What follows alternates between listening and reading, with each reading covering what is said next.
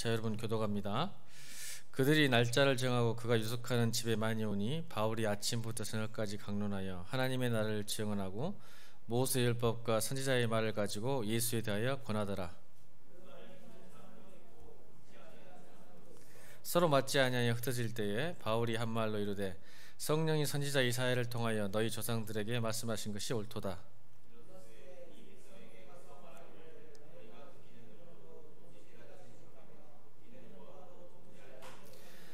이 백성들의 마음이 우둔하여져서 그 귀로는 둔하게 듣고 그 눈은 감았으니 이는 눈으로 보고 귀로 듣고 마음으로 깨달아 돌아오면 내가 고쳐줄까 함이라 하였으니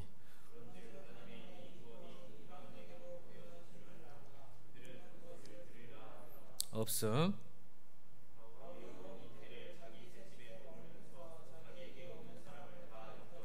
다 같이 하나님의 나라를 전파하며 주 예수 그리스도에 관한 모든 것을 담대하게 거침없이 가르치더라.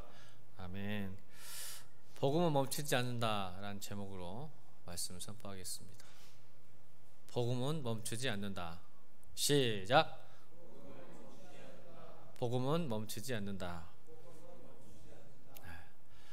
사도행전의 가장 큰 특징은 어떠한 세력이든 어떠한 사람이든 하나님의 말씀, 하나님의 나라는 멈출 수 없게 한다. 그것을 뚫어내고 끝까지 말씀이 승리한다, 증거된다, 하나님 나라가 확장된다는 이 사도행전적인 은혜가, 영성이 우리 지금까지 28장까지 오늘 마지막 시간이네요. 사도행전 마지막 시간이 되겠습니다. 지금 큐티가 이제 사도행전 끝나고 이제 다른 지금 역대상인가요? 네, 역대상 넘어갔을 겁니다. 여러분 이제 곧 개학이 돌아오네요. 또 이제 2학기가 시작되는데 7, 8월달 사역하시면서 여러분 어떠한 인생을 사셨는지 한번 생각해 보시기 바랍니다. 저는 세 종류의 인생이 있다고 생각해요. 첫 번째 인생은 환경과 사람에게 조정당하는 인생.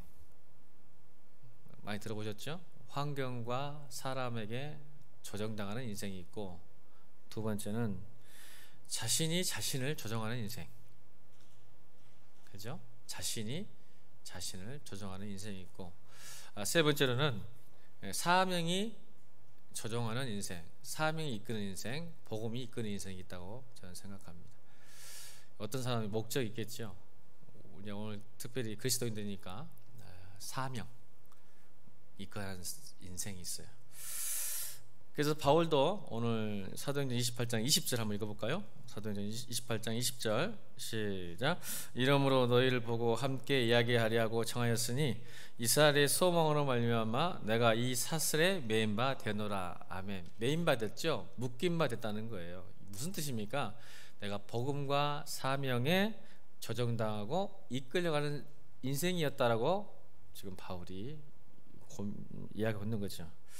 근데 놀랍게도 바울은 갇히고 묶이고 매질을 당했는데, 그런데 놀랍게도 바울은 갇히고 눌리고 억울함을 당하고 묶였는데 놀랍게도 복음은 확장되고 퍼집니다. 신기하죠. 그러니까 이렇게 생각하셔야 돼요. 야, 복음을 증거하는 사람의 문제가 아니라 하나님 나라는 복음을 증거하는 사람의 문제가 아니라 복음이 중요하구나. 아멘. 갇힌, 매인, 묶인 바울이었지만 복음은 끝까지 확장되고 퍼지는 것입니다.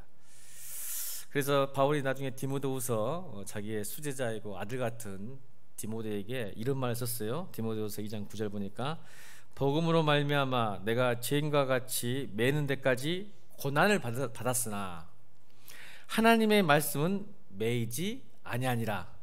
아멘. 이걸 가르쳤어요. 디모데에게, 자기 영적인 아들에게.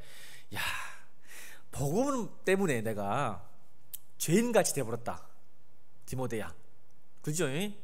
여러분, 이 땅에 이 세상에 그리스도인으로 산다는 것이 죄인같이 느껴지죠? 안 그래요? 여러분 안 그런가? 저는 막 쫄고 그래요. 쫄고 부끄럽고 진짜 뭐 죄인 되고. 여러분 가정에서도요, 예수 안 믿는 가정에서 혼자 예수 믿으면 죄인이에요. 여러분 모르니까 좋은데 저는 그럴 때가 있었어요. 혼자 죄인이야. 잘못한 것도 없는데 왠지 그냥 늘 부끄럽고. 직장 가도 마찬가지예요. 직장 가도 내가 교인 다입니다, 성도입니다, 크리스찬이라고 말하는 순간 죄인과 손해 보려고 작정하셔야 돼요, 여러분. 그러니까 좀 자꾸 숨기는 것 같긴 해. 교회 다닌다는 말 안 한 것 같아. 손해 볼 것 같고 죄인 것 같고 약하게 보이고 그런가.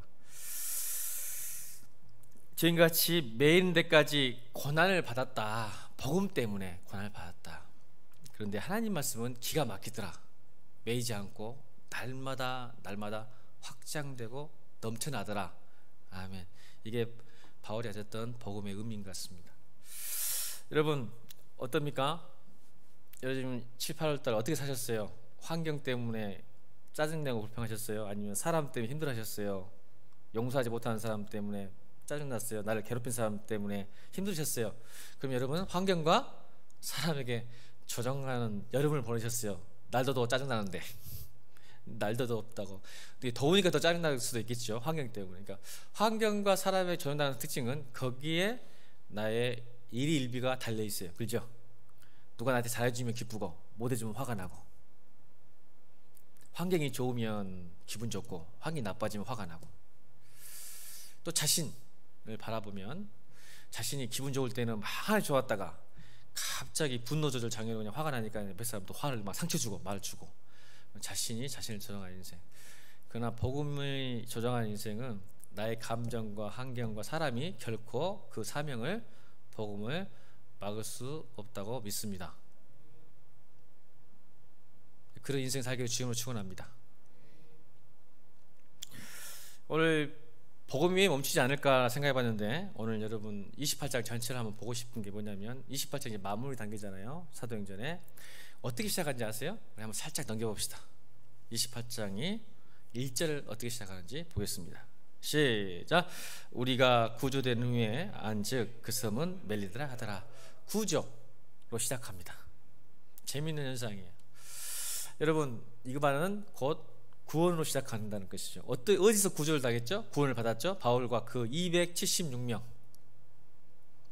바울과 276명이 어디서 구원을 받았어요? 풍랑으로 배가 깨져가지고, 기억 안 나서 27장에 풍랑 만난, 이거 유명 아시잖아요. 유명한 사도행전 27장. 응? 광풍 만나서 무너뜨리는데 하나님께서 구하셔서 276명과 어디요? 오늘 본문 1절에 멜리데로 섬이에요. 이걸 지금 현재 어디죠? 멜리데가 몰타섬이에요. 몰타섬을 하나님이 인도하셔서 거기서 석 달 동안 머뭅니다. 겨울을 난 거죠. 여러분 원래 겨울바다가 굉장히 무섭습니다. 이 바닷가에 사신 분 계신가요? 지금 이 여름은요 잔잔해서 지금 가기 좋아요. 울릉도나 독도도 여름에 가야지 겨울에 가면 죽습니다. 안 가봤죠? 울릉도 진짜 울렁울렁해서 울릉도예요. 제가 겨울에 한번 그 울릉도 목사님이 와서 예배 인도해 주라고, 부흥회 인도해 주라고 한번 간 적이 있었는데, 제가 웬만하면 이렇게 이제 멀미는 안 하거든요. 겨울철에 갔다가 제 모든 걸 쏟아냈습니다. 최악이었어요. 내 인생의 최악. 나는 뭐라 했냐면 굉장히 멀미 안 하는 스타일입니다. 웬만하면 안 하는데 울릉도 가가지고 야 진짜 사람이 앞뒤로 나오는 것 같아. 앞뒤 모든 게 다 나오면서 겨울에 참 힘들더라고. 근데 바울 일행은 더 했을 것 같아. 아마 다 거의 죽을 뻔했잖아요. 배가 깨질 정도였으니까. 하나님께서 멜리드, 몰타섬. 그래서 몰타섬 지금도 세인트 폴 베이가 있습니다. 세인트 폴 베이 뭐예요? 바울의 항만. 그 다음에 그 몰타섬에는 성 바울 성당도 있습니다. 이게 역사적 사실이라는 거죠. 그때 몰타섬에 왔던 바울을 기리해서 세인트 폴 베이가 있어요. 항구. 그리고 중심지에는 성 바울 성당이 있습니다. 가짜가 아닌 역사적 사실인 거예요. 지금 몰타섬에 들어온 것은. 그래서 거기서 몰타섬에 들어왔는데 이유가 뭐예요? 이게 지금 성경은 뭘 보여줘요? 아, 내가 구했다? 이거예요. 구원으로 시작했다는 것, 이제 구원을 마친다는 것인데 뭘 구했다는 걸까요? 일단 풍랑에 만난 배, 우리의 진정한 인생길, 여행길, 항해 길에 진정한 구원자와 보호자는 누구라는 거야? 바로 예수 그리스도라는 말이에요. 아멘. 지금 그걸 강조하고 싶은 거예요. 진정한 우리의 인생길에서 풍랑 같은, 이제 곧 쏠린가 뭐 온다며요. 내일 아침에 비가 많이 온다네. 대비 잘하셔야 되죠, 그죠? 오는데 그 태풍 가운데서, 풍랑 가운데 지킬 자가 누구냐? 지금까지 풍랑을, 이 태풍을 막을 만한 인간적 도구는 없죠, 아직까지도.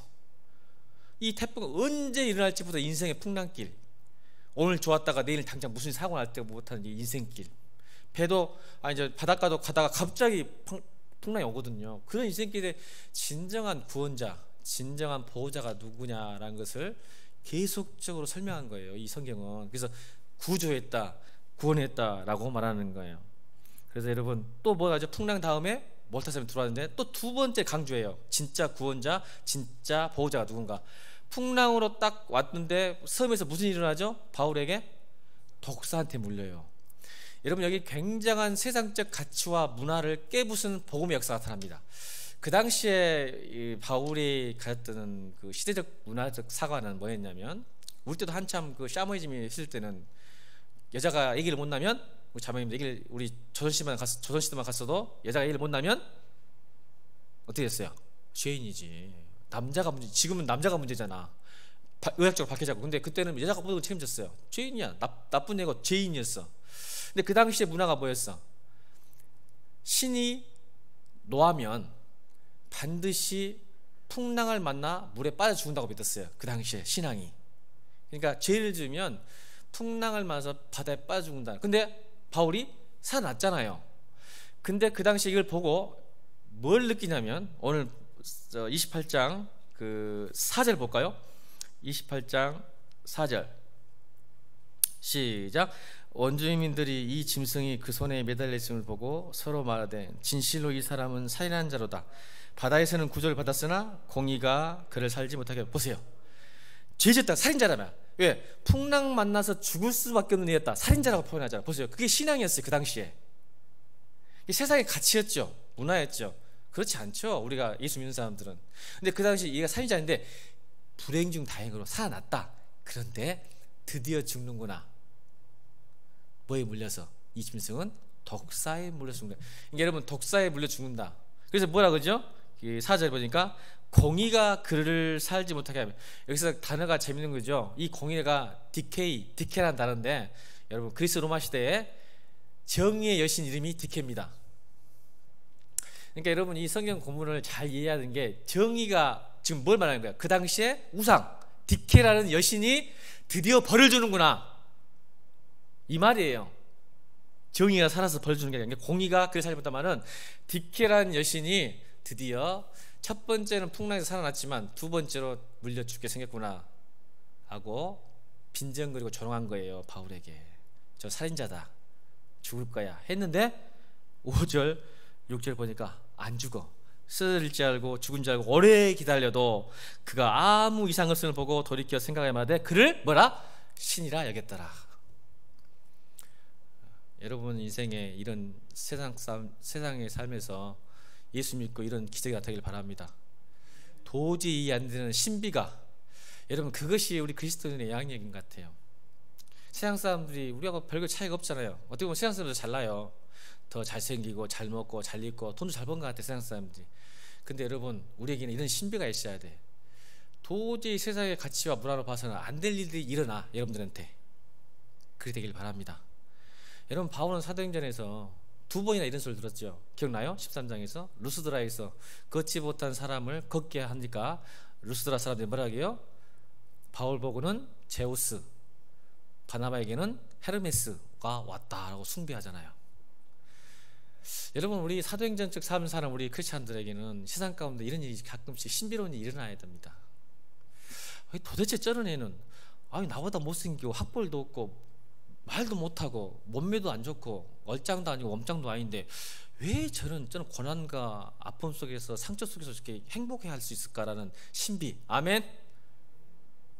그럼 그들이 우리를 어떻게 보냐면, 야, 정말 예수가 있긴 있나 보다. 야, 나는 죽을 것 같은데, 난 힘들어 죽겠는데 왜 쟤는 저렇게 똑같은 상황에서 저렇게 행복해 할까? 이게 사도행전적 삶이에요. 여러분 이 독사에 물려서 안 죽는 게 사도행전적 삶이 아니라 여러분 독사에 물리면 죽습니다. 여러분들은 그러지 마세요. 또 가서 목사님이 믿음이 있으면 독사를 물려도 그게 아니야. 이것은 복음을 전하려고 그 당시 신앙을 깨기 위해서. 지금은 어떤 신앙 사람들이 독사 물려도 안 죽는다고 그러겠어. 다 죽는다고 하지. 그 당시는 이 신앙을 깨기 위해서 독사를 물린 사건을 보여주는 거죠. 그죠? 근데 여러분 지금 아프리카 가도 이런 현상이 일어나긴 합니다. 선교사님들, 제가 시간이 없네. 또 이야기, 가나에서 있던 이야기 해야 되는데 사자 이야기. 지금도 일어나지만 한국 땅에서 아니라니까 제발 시험하지 마세요. 선교의 도구로 하나님이 사자도 입을 아가리를 막아버려요. 지금 현재도 선교사님의 간증을 제가 들었거든요. 근데 지금 한국에서 사자 나타납니까? 뱀이 물리면 죽습니다. 제발 그러지 마시고 개한테도 달라들지 마시고 개 물리면 죽으니까. 그러니까 여러분 이런 것. 근데 내가 여러분 삶의 신비가 뭐냐면 이런 영성이 있으면 좋겠다는 거예요. 왜 쟤는 환경과 사람 속에서 직장에서 스트레스 받고 상사한테 욕을 얻어먹고 꾸중을 줘도 왜 이렇게 얼굴이 빛날까? 아멘. 제가 말씀드렸잖아요. 환경과 사람에 조정되지 않은 인생. 아멘입니까? 이게 그리스도인이야. 근데 상사한테 좀 스트레스 받으면 오만간 옷을 또 뒷담화 또 가서 이게 풀어야잖아. 오만간 이상. 또 어떤 크리스찬들은 또 가서 술 한잔 또 깎아야지. 그러지 말고 직장 상사가 친구가 나를 괴롭힐지라도 환경이 나를 힘들게 할지라도 호탕하게 웃어버릴 수 있는 믿음의 종들 되기 바랍니다. 그러면 세상 사람 보기에 저거 미친 거 아니면 예수님 있구나. 둘 중에 하나예요. 저거 미치지 않았으면 저러지 않을 것이고, 하나는 정말 예수가 있는 것 같구나. 교회 다닌다더만 뭔가 있구나. 아멘. 이게 영성이에요. 우리에게 삶에 예수님이 있으니까. 풍랑에서 진짜 구원자가 누구냐 말이에요. 하나님이니까. 그 하나님을 믿으니까. 또 강조나요. 여러분 이 바를 왜 깨냐면, 오늘 자 보면 또 이 성경을 보면 참 이 누가가 진짜 주권자가 누구냐, 진짜 하나님이 누구냐를 계속 간증해요. 사실은 성경이 계속 누가 진짜 주권자고 누가 진짜 구원자고 누가 진짜 보호자인 걸 계속 말하는데, 계속 설명을 아까 말했잖아. 배 이야기, 풍랑 이야기, 독사 이야기 또 나옵니다. 강조하죠. 진짜 구원자가 누군가, 주권자가. 또 볼까요? 11절에 나옵니다. 누가가 일부러 기록한 거예요. 여러분도 들으라고. 11절 시작. 석 달 후에 우리가 그 섬에서 겨울을 난 알렉산드리아 배를 타고 떠나니 그 머리의 머리 장식은 디오스구라. 이걸 왜 쓰잘데없이 써놨을까요? 뱃머리의 머리 장식은 디오스구로. 그 당시의 신이에요. 항해의 신 디오스구로가. 자, 이게 무슨 말일까? 너희가 이 풍랑 가운데서 뱃머리에 그 용 머리처럼 두 개가 딱 달려있어요. 쌍둥이에요. 카스트로와 폴룩스라는 신입니다. 그 당시에 지금도 우리나라 전라도 밑으로 가면 풍어제도 지우고 배 떠나기 전에 굿하죠. 지금도 우리나라도. 그 당시도 이 폴룩스와 카스트로에게 이 뱃머리에다가 딱 상을 세워놓고 거기다 절하고 잘 항해할 수 있도록 빌었어요. 근데 누가가 일부러 거기다가 써놨어요. 왜 써놨을까? 11절에 배를 떠나니 그 배의 양식은 디오스구로라. 자, 디오스구로가 아굴굴라의 풍랑에서 구했습니까? 하나님이 구했습니까? 그걸 강조하고 싶은 거예요. 야, 이놈들아, 항해의 신인 디오그로스가 너희를 살린 거 같지 않지? 진짜 주권자가 누구냐? 디오그로스 아니야. 그 우상 숭배하지 말고 하나님 섬겨라. 이걸 지금 계속 누가가 풍랑과 독사와 디오스구로 설명하면서 진짜 우리의 인생, 주권자가 누군가를 계속적으로 우리에게 설명하는 거예요. 이게 복음이에요. 이게 하나님 나라예요. 쓸데가 없었잖아요. 이 디오스구로 용머리 두 개가. 하나님인다 자체. 오히려 바울 때문에 276명이 석 달 동안 몰타섬에서 호의호식하며 엄청난 극진한 대접을 받은 줄로 믿습니다. 오늘 몰타섬에서도 또 기적을 베푸잖아요. 이름이 뭐죠? 버블리오 부친 추장이에요. 추장. 버블리오 농장. 이 추장이 아버지가 이직을 했는데 지금 현대병으로 말하면 지금도 있습니다. 이 몰타섬에 이 병이. 현대병으로는 몰타 피버, 몰타 열병이라는 것이 있습니다. 오래된 양젖에서 나온 세균성 감염입니다. 그래서 오래된 양젖을 먹으면 이 몰타 열병 걸리면 짧게는 4개월 동안 열병이 나고 3년까지 간답니다. 3년까지 약을 먹어도. 그 상태에서 그걸 보고 바울이 안수에서 낫게 해버린 거예요. 그래서 나중에 그 몰타섬을 따라갈 때 무슨 일이 나요? 극진한 바리바리 먹을 거 마실 거 다 싸주잖아요. 은혜로우니. 그땐 다 죽은 줄 알았으니까. 보세요. 하나님의 권능, 우리 인생의 질병과 풍랑의 삶 속에서 누가 진짜 너희 인생의 구원자인가? 하나님 나라가 어디 있는가를 지금 보고 계시는 거예요. 여러분도 그렇게 될 줄로 믿습니다. 여러분, 바울이 믿음이 좋사, 제가 좀 더 설명할게요. 오늘 본문도 아직 안 들어갔잖아요. 여러분, 사도행전은 바울의 자서전이나 영웅담이 아니에요. 맞죠? 왠지 아세요? 저 같으면요, 오늘 28장 31절 이후로 이렇게, 이거 오프닝 엔딩이라 그래요. 오프닝 엔드. 이렇게 마무리하면 안 돼요. 그래서 말 많이 들어봤죠? 사도행전 29장을 쓰자. 이 말이 사도행전 28장이 오프닝 엔드로 끝났기 때문에 목사님들이 이제는 우리가 사도행전 29장을 씁시다. 마무리를 안 해요. 누가 일부러. 저 같으면 이렇게 했을 것 같아. 이제 바울이 로마에서 드디어 교수행에 처했더라. 그래서 죽으면서 바울이 이렇게 우리가 유언했더라. 우리도 이렇게 삽시다고 해야 되는데 그냥 31절 하나님의 나라를 전파하며 주 예수 그리스도를 가리는 모든 것을 담대히 거치며 가시더라고 끝내버려. 완전히 미지근하게 끝나버려. 마치 슈베르트의 미안석 교향곡 8번. 원래 교향곡은 4악장까지 있어야 되는데 2악장으로 끝나잖아요. 그것처럼 이상하게 끝나는 이게 28장이에요. 이유가 있어요. 왜? 바울이 중요한 게 아니기 때문에 그래요. 하나님 나라가 중요하기 때문에 그래요. 하나님 나라가 바울을 통해서 말씀드렸잖아요. 갇힌 바울이지만 매이지 않는 복음. 우리가 갇힌, 그러니까 복음을 전하는 사람의 문제가 아니라 복음은, 사람은 멈출 수 있어도 복음은 멈추지 않는 것이다 이 말이에요. 그걸 강조하고 싶은 거예요. 아멘. 바울에게 포커스를 맞추지 마세요. 여러분도 바울이 될 수 있어요. 아멘. 그걸 이제 말하고 싶은 거예요. 계속 28장까지 그거예요. 바울이 갇히고 묶이고 때리고 했는데도 오히려 복음은 더 확장되는 게 사도행전 28장의 전체적인 맥락인 거죠.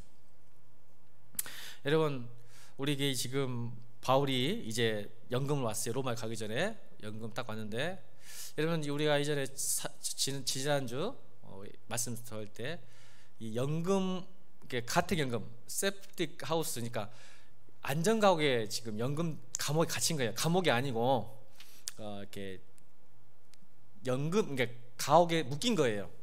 이게 어느 정도 자유롭게 왔다 갔다 있었어요. 사람들이 왕래하면서. 정치인들이 보통 그러잖아요. 같은 연금을 당하잖아요. 이게 연금을 당했는데 사실은 그게 성경은 뭐라 했죠? 바울을 갇히게 하는 이유가 뭐였어요? 갇히게 한 이유가 유대인에게서 보호하기 위해서. 아멘. 그러니까 하나님은 괜히 바울을 로마 병정에 잡혀가지고 같은 연금을 시킨 게 아니라, 만약 같은 연금 안 시켰으면 바울은 유대인에게 죽었어야 돼요. 유대인에게 죽으니까 하나님이 보호하신 거예요. 이게 하나님의 놀라운 섭리고 계획이죠. 그러니까 이 복음은 바울의 승리가 아니라 사실은 말씀의 승리예요. 말씀의 승리. 말씀을 승리케 하기 위해서, 하나님의 계획과 섭리를 이루기 위해서 바울을 사용한 거죠. 그래서 같이 하는 것도 하나님이 뭘 승리하기 위해서? 말씀이 퍼지기 위해서. 바울이 지금 죽으면 안 되거든요. 아멘. 그래서 여러분, 로마서, 우리 잘 아는 것은 로마서 8장 찾아봅시다. 바로 뒤에 하나님이 섭리가 얼마나 완전한지, 위대한지. 로마서 8장 28절. 우리가 너무 잘 아는 구절인데 한번 다 봅시다.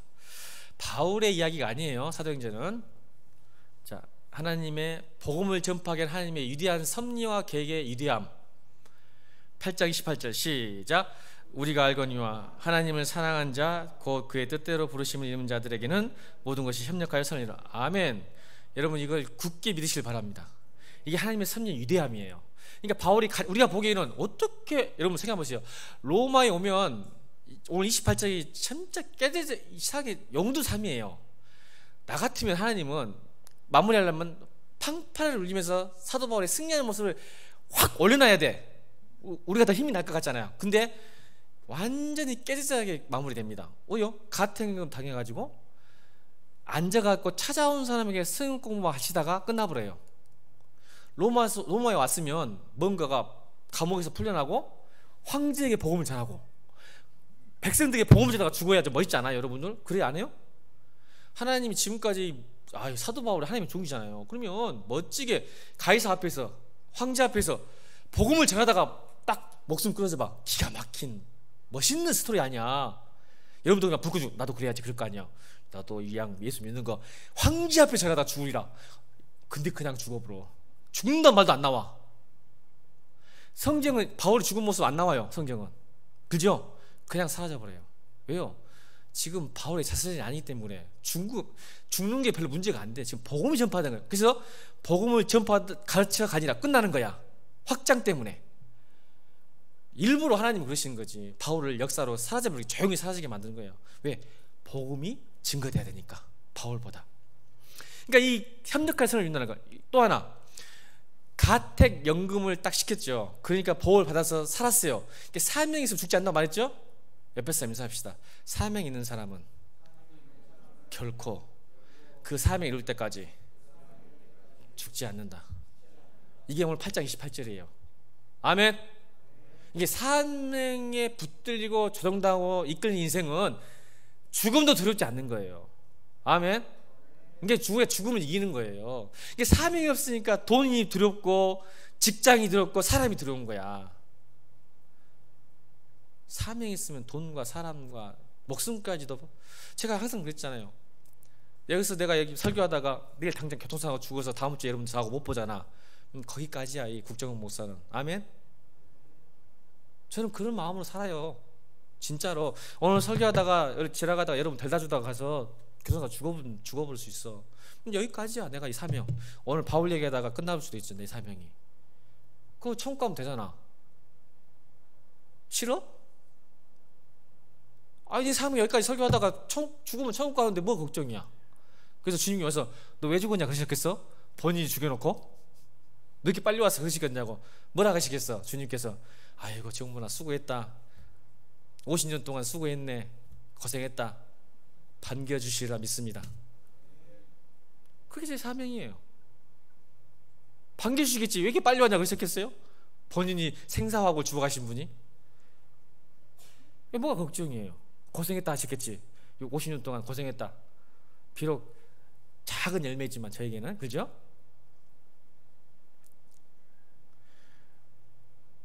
믿으셔야 돼요. 여러분이 구원자고 여러분이 하나님 인생의 주관자이세요. 하나님께서. 거기까지면 하나님이 이것까지 하시려고 나를 이 땅에 태어나게 하셨구나. 아멘. 그게 사명이에요. 두 번째 보세요. 만약 바울이 가택연금 안 당하고 로마에서 굉장히 복음 전하려고 막 싸돌아다녔으면요, 여러분 신약 성경 3분의 2가 사라집니다.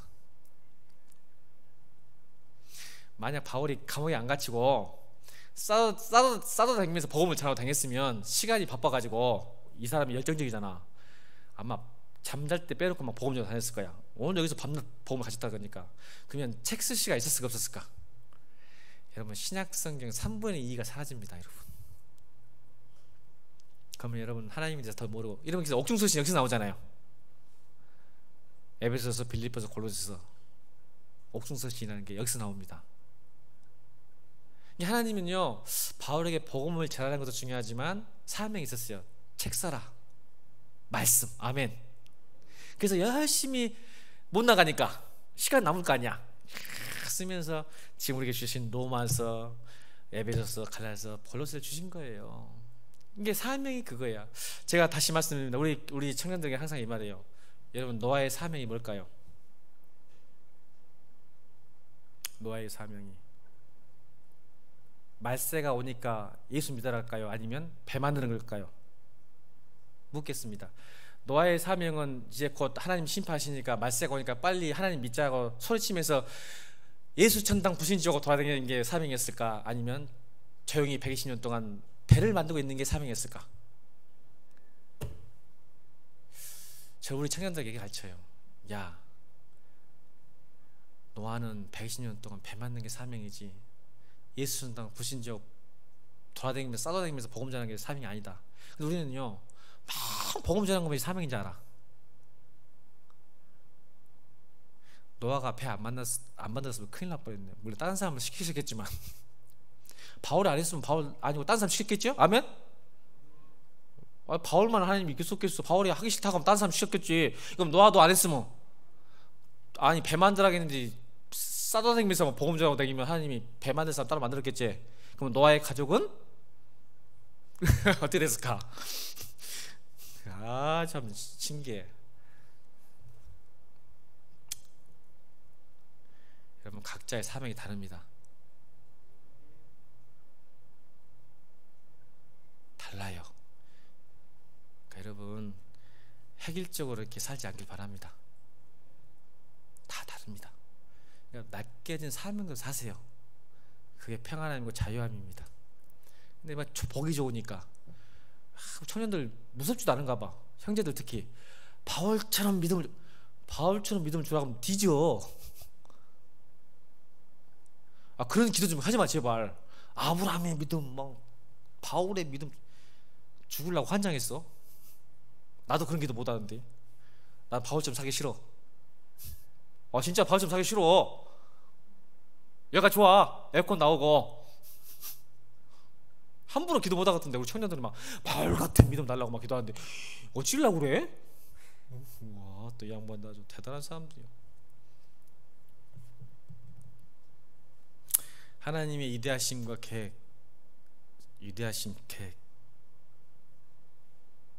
왜 연금이 됐는가? 왜 고통을 받는가? 왜 감옥에 갇혔는가? 그걸 기억하시기 바랍니다. 협력해서 하나님의 뜻을 이룬다는 거예요. 그러니까 여러분 조금 고난받고 어려움 당하고 있으면 우리가 불평하기보다 뭐예요? 왜가 아니라 어떻게 해요? 그러니까 우리가요 사명에 붙든 사람은 질문이 틀려요. 기도가 하나님 왜 나에게 이런 고통을 주십니까? 라고 묻어요. 사명 없는 사람들은 하필 저예요. Why not? 왜 나예요? 왜 나한테 이런 고통을 주세요? 이렇게 물어요. 사명 없는 사람. 근데 사명 있는 사람은 이렇게 질문합니다. 하나님 이 고난이 어떻게 하나님 나라에 쓰임을 받겠습니까? 할렐루야. 나의 고통을 통해서 하나님이 나라를 복음을 확장시키는 것을 기대하는 거예요. 바울이 가택 연금을 당한 것도 왜 나에게 이렇게 힘들게 하세요? 아니요. 바울이 뭐라 했어? 유대인이 잘 미워하고 힘들게 할 때 나는 괜찮다. 나 때문에 나는 욕도 먹고 조롱당할지라도 복음이 증거된다면 확장된다면 나는 기쁘다. 아멘. 이게 사명 있는 사람이지 왜 나한테 고난을 주냐고 하는 사람은 사명이 없는 사람이에요. 사명 있는 사람은 어떻게 이 고난을 사용하실지 기대가 하는 거예요. 자기에게 온 고난까지라도 이런 그런 믿음이 있길 바랍니다. 여러분 왜 화이가 아니라 화우예요. 어떻게 사용하실지 기대가 되는 거예요. 내 아픔도 내 상처도 내 고난도.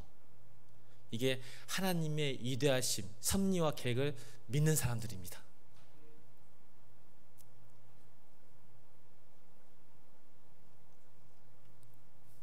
여러분 누구의 승리라고요? 바울의 승리였습니까? 복음이 증거되는 거? 말씀의 승리죠. 어떤 세력 어떤 사람도 방해할 수 없다는 거.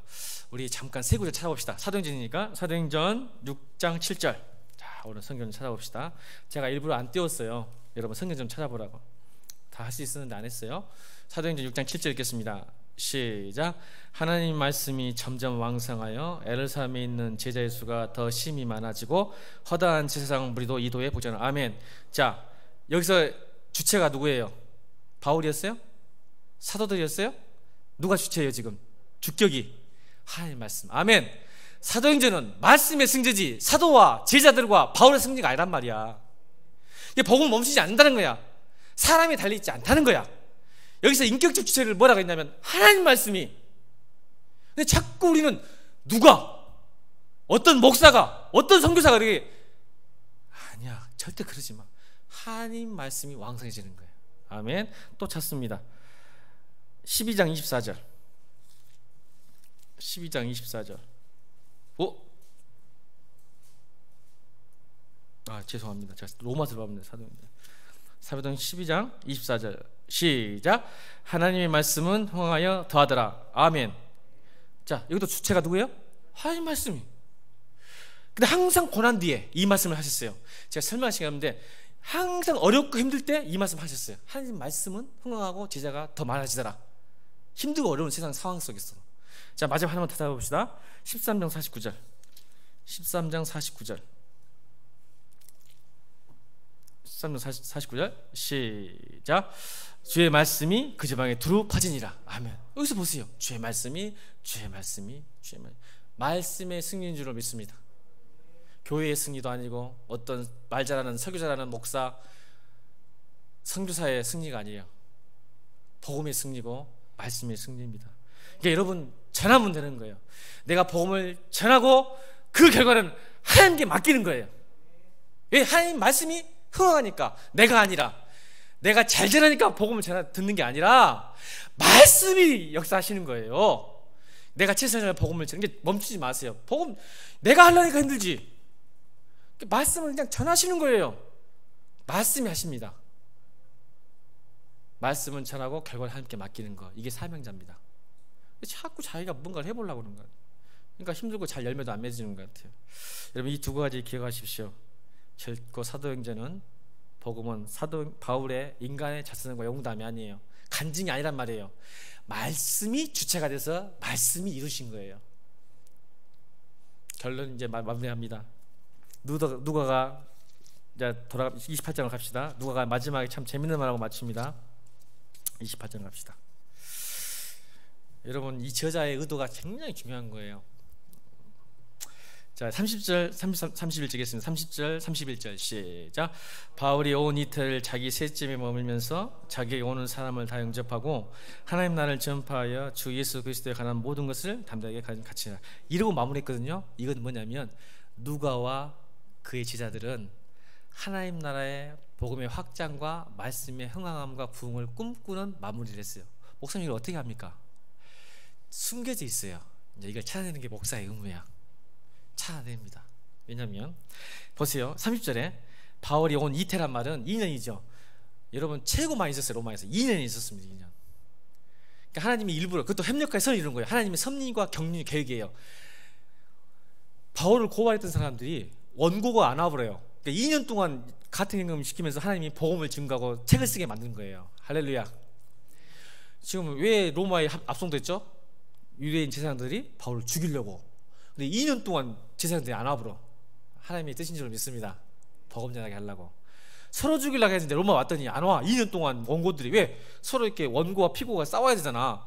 원고들이 안 와버려. 2년 동안. 그냥 2년 동안 가만히 앉아서 누구의 복을 받? 로마의 복을 받으면서 공짜로 살아. 같은 경금은 정부에서 운영합니다. 그러니까 밥도 주고 집도 국가에서 다 2년 동안 편안하게 사는데 어느 30세에 그게 바뀝니다. 집이 바뀌어요. 자, 어떻게 집이 바뀝니까? 새 집. 이 말이에요. 새들을 살았단 말이에요. 갑자기 바울이 집을 바꿉니다. 아니 이제 새 집은 누가 돈을 낼까? 이제 바울이 돈을 내야 합니다. 아니 공짜로 살 수 있는 안전가옥이 있는데 왜 굳이 나와가지고 이 새 집에 살았을까? 돈 내면서. 바울이 돈이 아니라 헌금이었겠죠. 바울이 돈벌이 없었으니까 가옥 지금 같은 현금 땅 중인데 돈 못 버니까 예루살렘 교회나 안디옥 교회에서 보내줬겠죠. 2년 동안 새들 살아고. 그러면서 복음을 전했죠. 왠지 아세요? 이 셋집의 헬라어 언어가 기가 막힙니다.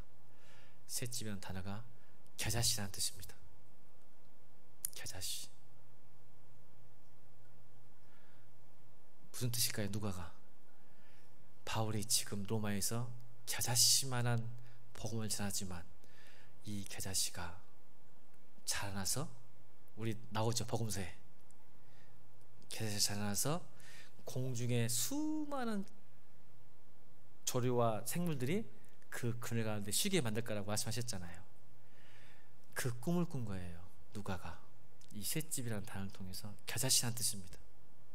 또 다른 의미가 있긴 해요. 왜냐하면 이제 정부의 보조를 받지 않는 것, 자비량으로 사역하기 위해서. 여러분 역사가, 교회사가 말합니다. 교회는요 정부의 지원을 받으면 망합니다. 역사입니다. 교회사. 자, 영국 교회가 해망했어요. 독일 교회가 해망했어요. 설교자가 전부 봉급쟁입니다. 공무원이에요. 그냥 설교만 해주면 봉급이 나와요. 헌금 안 합니다. 성도들이 국가에서 돈을 주거든요. 교회가 싹 무너졌잖아요. 문 닫았잖아요. 그걸 안 거예요. 바울이 2000년 전에 이미 안 거예요. 그래서 요즘 한국교회 위기가 뭔지 아세요? 원맨 파워. 한 사람의 힘이 너무 세졌고, 누군지 알겠죠? 한 사람의 힘이 담임 목사의 권리 너무 세졌다는 거예요. 원맨 파워. 예수가 주인이 아니라 담임 목사가 주인이야. 원맨 파워. 또 뭐 있어? 한국교회는 지금 돈이 많아. 곧 무너집니다. 왜 그럴까? 한국교회 절정기가 부은 게 언제였을까요? 70년 80년 됐죠. 찢어지게 가난했을 때. 그때 모든 목사와 성도와 교회는 주님을 간절히 찾았습니다. 지금은 주님 찾지 않습니다. 담임 목사 찾습니다. 교회가 돈을 추구합니다. 음과 금을 내가 이제는 나사 예수 그리스도를 주는 교회가 아니라 은과 금을 주는 교회로 변질됐습니다. 더 이상 간절하지 않습니다. 더 이상 하나님 찾지 않아요. 여러분도 마찬가지인 것 같아요. 좀 간절했으면 좋겠습니다. 어떤 원맨 파워 바라보지 말고 너의 진짜 인생의 주관자 구원자가 누구냐? 오늘 28장 구원으로 시작해서 하나님 나라로 마칩니다. 아멘. 너의 인생의 진짜 구원자가 누구냐? 풍랑에서 구할 자가 누구고, 독사에 물림에서 구원할 자가 누구고, 우상에서 구할 자가 누구냐? 바로 예수 그리스도다. 여러분 간절함이 있으면 좋겠습니다. 음과 금 구하지 마시고, 또 원맨 파워 힘 있는 사람 인맥 만들지 마시고, 주님 만나서 주님 붙들고 살 때에 하나님 나라가 이 계자씨 같은 우리의 믿음을 통해서 하나님 나라가 확장될 줄로 믿습니다. 하나님 말씀이 여러분을 통하여 증거될 줄로 믿습니다. 우리 그런 인생 삽시다. 나를 통하여 복음은 결코 멈추지 않을 것입니다. 기도하겠습니다.